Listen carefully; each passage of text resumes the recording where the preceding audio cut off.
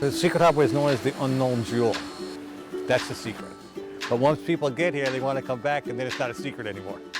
It's on the quiet side of the island, and it's one of the few places on the island that actually is full condominium that's treated as hotel rooms. With the restaurant and the bar being on property, once you get to this facility, there's no need to rent a car, there's no need to go anywhere. It's a sanctuary.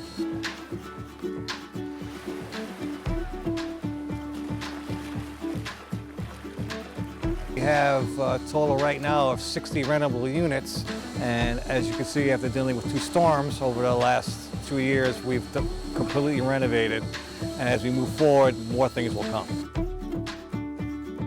St. Thomas, real nice.